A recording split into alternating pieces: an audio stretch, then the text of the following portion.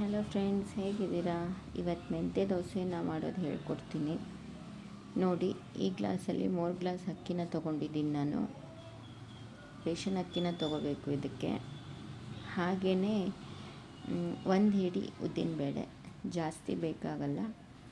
1 ಹಿಡಿ ಉದ್ದಿನಬೇಳೆ ತೊಗೊಂಡ್ರೆ ಸಾಕು ನೋಡಿ. ಇಷ್ಟೇ ತೊಗೊಂಡಿದ್ದೀನಿ ನಾನು, ಜಾಸ್ತಿ ಬೇಡ. ಅದಕ್ಕೆ 1 ಟೀ ಸ್ಪೂನು ಮೆಂತ್ಯ ಹಾಕಬೇಕು. ಅಕ್ಕಿನ ಮತ್ತು ಉದ್ದಿನಬೇಳೆನ ಚೆನ್ನಾಗಿ ಒಂದು 2-3 ಸಾರಿ ತೊಳ್ಕೊಂಡ್ಬಿಡಿ. ಚೆನ್ನಾಗಿ ತೊಳೆದು ನೀರು ಹಾಕಿ ನೆನೆ ಇಟ್ಬಿಡಿ. ಅದನ್ನು ಒಂದು 5ರಿಂದ 6 ಗಂಟೆ ಚೆನ್ನಾಗಿ ನೆನೆಬೇಕು. ಅಕ್ಕಿ ಚೆನ್ನಾಗಿ ನೆನೆದ್ರೇ ದೋಸೆನೂ ಚೆನ್ನಾಗಾಗುತ್ತೆ ನೋಡಿ. ನಾನು ನೆನೆಸಿದ್ದೀನಿ. ಇದು ಸಾಯಂಕಾಲ 8 ಗಂಟೆ ಅಷ್ಟೊತ್ತಿಗೆ ಮಿಕ್ಸಿ ಮಾಡ್ಕೊತಾ ಇದ್ದೀನಿ ನಾನು. ಮಿಕ್ಸಿ ಹಾಕಲಿಕ್ಕೆ 1 ಬೌಲ್ ಅನ್ನ ತೊಗೊಂಡಿದ್ದೀನಿ. ಹಾಗೆಯೇ 1 ಸಣ್ಣ ಬೌಲು ಕೊಬ್ಬರಿನ ತೊಗೊಂಡಿದ್ದೀನಿ. ಕೊಬ್ಬರಿ ಹಾಕಲೇಬೇಕು ಈ ದೋಸೆಗೆ. ಹಾಗೆ ನೆನೆಸಿಟ್ಟಿದ್ದ ಅಕ್ಕಿ ಉದ್ದಿನಬೇಳೆನ ಹಾಕಿ ಚೆನ್ನಾಗಿ ರುಬ್ಕೋಬೇಕು ನೋಡಿ. ಈ ಥರ ರುಬ್ಕೊಂಡಿದ್ದೀನಿ ನಾನು. ದೋಸೆ ಹಿಟ್ಟನ್ನು ನಾರ್ಮಲ್ ಹೇಗೆ ರುಬ್ಕೋತೀವೋ ಅದೇ ಥರ ರುಬ್ಕೊಳ್ಳಿ. ಸ್ವಲ್ಪ ನೀರು ಹಾಕಿಬಿಟ್ಟು ಚೆನ್ನಾಗಿ ಎಲ್ಲನೂ ಮಿಕ್ಸ್ ಮಾಡಿ ದೋಸೆ ಹಿಟ್ಟಿನ ಹದ ಮಾಡಿಕೊಂಡು ಎಲ್ಲನೂ ಚೆನ್ನಾಗಿ ಮಿಕ್ಸ್ ಮಾಡಿಕೊಂಡು ಇಡೀ ರಾತ್ರಿ ಅದು ಮುಚ್ಚಿಡ್ಬೇಕು. ಇಡೀ ರಾತ್ರಿ ನೆನೆಬೇಕು ಹಿಟ್ಟು ನೋಡಿ.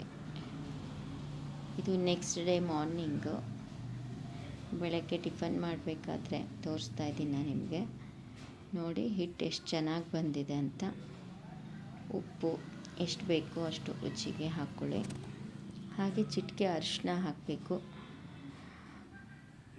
ಚಿಟಿಕೆ ಅರಿಶಿನ, ಹಾಗೆ ಒಂದು ಸಣ್ಣ ಸ್ಪೂನಿಂದ ಅರ್ಧ ಸ್ಪೂನು ಸೋಡಾ ಹಾಕಿದ್ದೀನಿ. ಹಾಕದೇ ಇದ್ದರೂ ತೊಂದರೆ ಇಲ್ಲ, ಚೆನ್ನಾಗೇ ಬರುತ್ತೆ. ಇದು ನೋಡಿ, ಬೆಲ್ಲ ಹಾಕ್ತಾಯಿದ್ದೇನೆ ಸ್ವಲ್ಪ. ಮೆಂತ್ಯ ದೋಸೆಗೆ ಬೆಲ್ಲ, ಅರಿಶಿನ ಪುಡಿ, ಕೊಬ್ಬರಿ ಇದು ಹಾಕಲೇಬೇಕು. ಇದರಿಂದನೇ ಟೇಸ್ಟು ತುಂಬ ಚೆನ್ನಾಗಿ ಬರುತ್ತೆ ನೋಡಿ. ದೋಸೆ ಹಾಕ್ತಾಯಿದ್ದೀನಿ ನಾನು.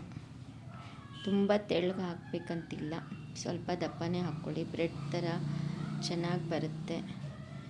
ಈ ದೋಸೆಗೆ ಚಟ್ನಿನೇ ಆಗಬೇಕು ಅಂತ ಏನಿಲ್ಲ.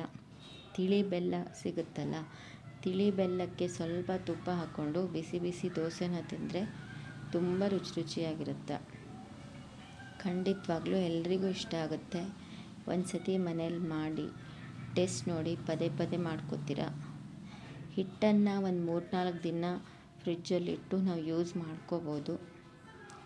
ತುಂಬ ಚೆನ್ನಾಗಿರುತ್ತೆ. ಮಕ್ಕಳಿಗೆ ಸ್ಕೂಲ್ಗೆ ಬಾಕ್ಸಿಗೂ ಕಳಿಸ್ಬೋದು.